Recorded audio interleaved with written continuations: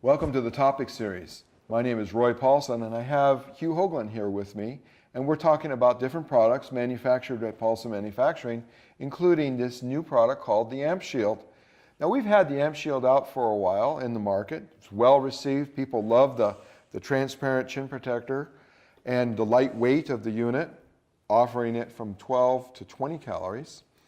And we are now bringing it out in the new HT, or highly transparent nanoparticle material. We've arc tested this up at Kinetrix. You did that work for us, and we had very good results on the arc testing. Hugh, do you see an advantage to having these transparent chin protectors for the workers so that they can look down? Yeah, it's important. It's important when you're reading numbers off of something or picking up a tool. It's nice to be able to see out of the bottom. It also gives you a little more spatial recognition so you don't trip over something in the workplace. Why is it that the standards were organized in such a way that at 12 calories, if you move up, in the 12 calories with the chin protector, everything is okay, but you go to 20 calories, that there's now an issue relative to where you can use that product? Well, that's only true of NFPA 70E, which is the non-utility standard. And it was based on some work that actually our company had done. We tried to shoot an arc into the sides of face shields and also from the back side of a face shield. And what we found was with the balaclava on, the eyes could still see a little bit of burn as we started to get up around the 10, 12 calorie range. Now, that was a worst case scenario where the arc was at about a 60-degree angle, so it could come in somewhat. And so that's what we found out. So that's why the standard was written that way in 70E. OSHA basically believes that most utility workers are looking directly at what they're doing, and you wouldn't see that energy come around it. But because of that outside concern, 70Es be a little more conservative than the actual law, and so they require that after 12 calories, you have to go to a hood. Whereas with OSHA, you can literally go up as high as you want as long as you have direct protection for all the body parts.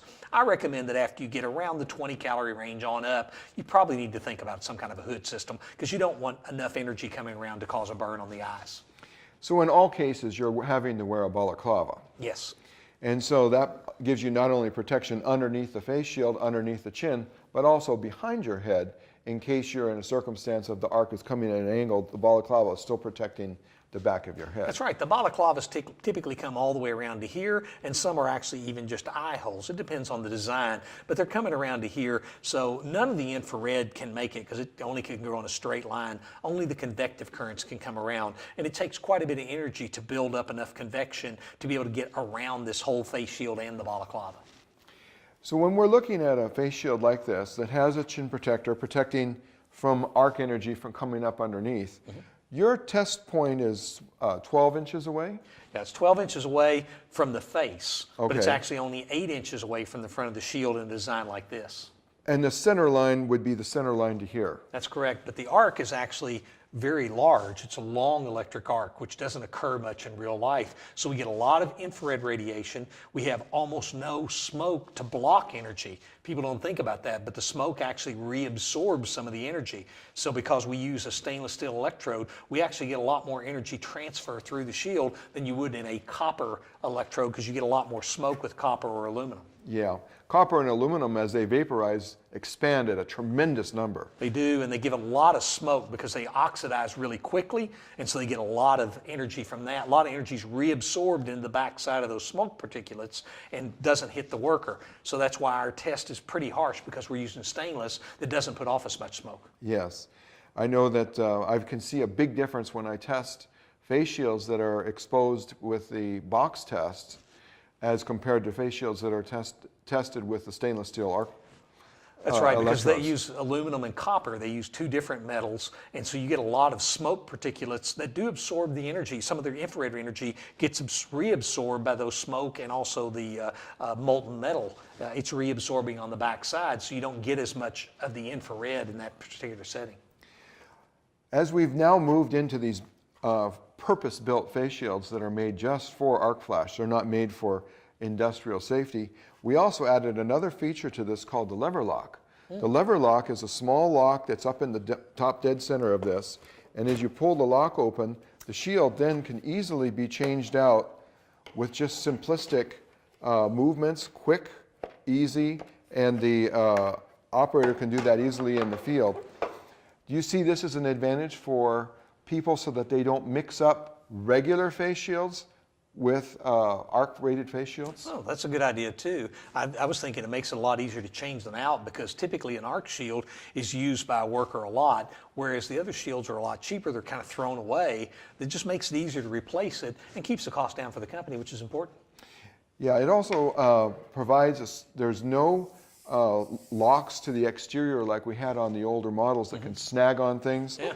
And it makes it fast and easy for the worker to change these products out in the field, should they want to change it, and then they just snap it back into place. It's ready to go.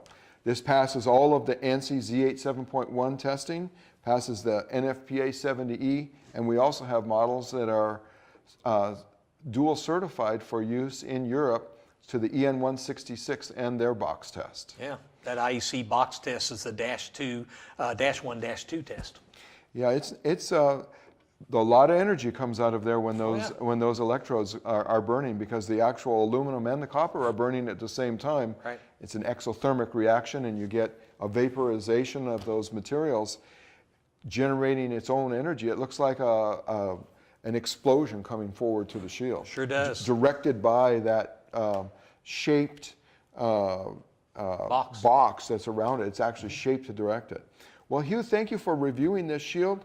I'm thankful for your input that you went through with us, helping design it relative to the transparent chin protectors that we're using, and also in our deflection screen that we have at the bottom to turn the energy away from the worker. It obviously works. It passed the test and does really well. Passes the test.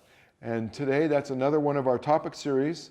And today we are with Hugh Hoagland discussing the AmpShield in the new HT nanoparticle polycarbonate.